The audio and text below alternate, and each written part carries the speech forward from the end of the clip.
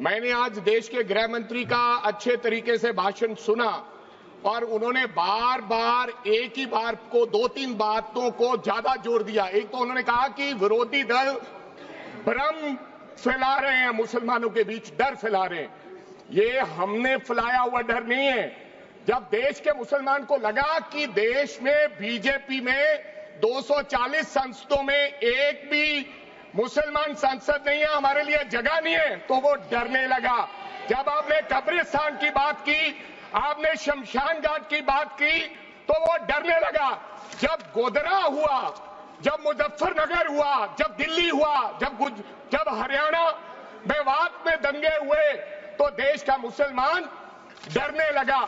और फिर क्या कहा गृह मंत्री साहब ने? आज गृह मंत्री साहब ने कहा कि 2013 का बिल अगर नहीं आता, यूपीए नहीं लेकर आती, तो आज इस बिल की जरूरत नहीं थी। क्यों बिल लाए? क्योंकि आपको पता चल गया कि देश का मुसलमान हमारा साथ नहीं दे रहा।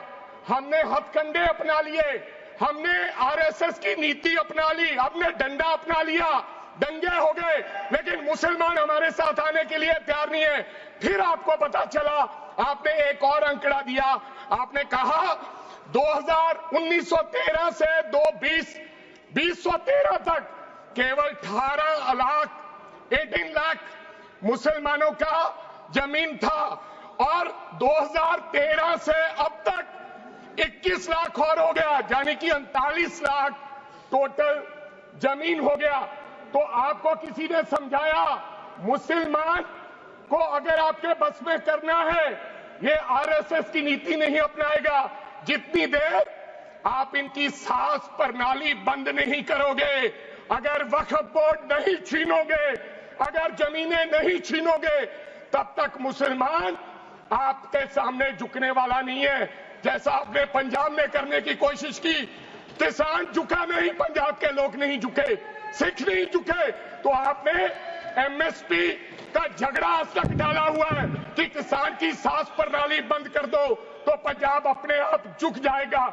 आर्थिक जब झुक जाएगा तो हमारी ईन मान लेगा और हमारे साथ आ जाएगा। आदरणीय सर, आपने बार बार कहा, आज गृह मंत्री साहब ने कहा गवर्नमेंट प्रॉपर्टी पर किसी का अधिकार नहीं है, पंचायत की जमीन कोई दान नहीं दे सकता है। मैं आपको इसके पीछे लोचा क्या है, इसके पीछे छुपा हुआ राज क्या है?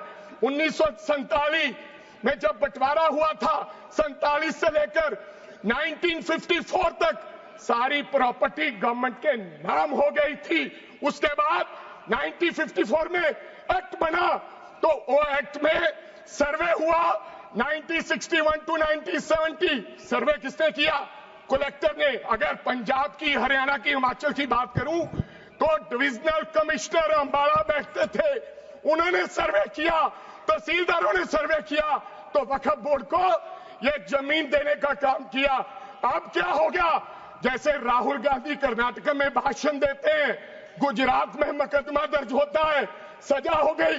गवर्नमेंट की प्रॉपर्टी तो 1947 और 1954 में तो सारी प्रॉपर्टीज गवर्नमेंट की थी। अब एक बंदा खड़ा होगा तो वो कहेगा कि यहां पर ये गवर्नमेंट की प्रॉपर्टी है, डिस्प्यूट होगा, तो आप वक्फ बाय यूजर का अधिकार खत्म कर दोगे कि ये तो जमीन गवर्नमेंट की थी, आप उसकी जमीन छीन लोगे। फिर आपने कहा लिमिटेशन एक्ट की बात कर रहे हैं आप, और किसी धार्मिक स्थानों पर तो लिमिटेशन एक्ट लागू नहीं होता, इनके ऊपर क्यों? आप जानबूझकर इनको अपनी लात के नीचे से दबाना चाहते हो, इनकी छाती पर चढ़ना चाहते हो, जानबूझ के मुसलमान को मारना चाहते हो, जानबूझ के इस देश में मिनॉरिटीज को खत्म करना चाहते हो। इसको एक्सपांस कर देना, जानबूझ के मारना चाहते हैं मुसलमान को, हो गया, फिर और लोगों पे होगा। और लास्ट आपने कहा प्रैक्टिसिंग मुस्लिम, एक आपने और कंडीशन लगा दी लास्ट कि 5 साल प्रैक्टिस मुस्लिम होना चाहिए, वो दान दे सकता है। मैं सरदार हूं और ऐसी कई उदाहरणें हैं पंजाब के अंदर। अगर किसी मुस्लिम के पास कब्रिस्तान नहीं था तो सरदारों ने अपनी जमीन देकर कब्रिस्तान बनाए। ये कौन सा अधिकार है कि मैं किसी को चीज दान देना चाहता हूं? और इसको कौन बताएगा? रिजू साहब ये बताएंगे कि ये प्रैक्टिसिंग मुस्लिम है या नहीं है? ये सरासर अन्याय है।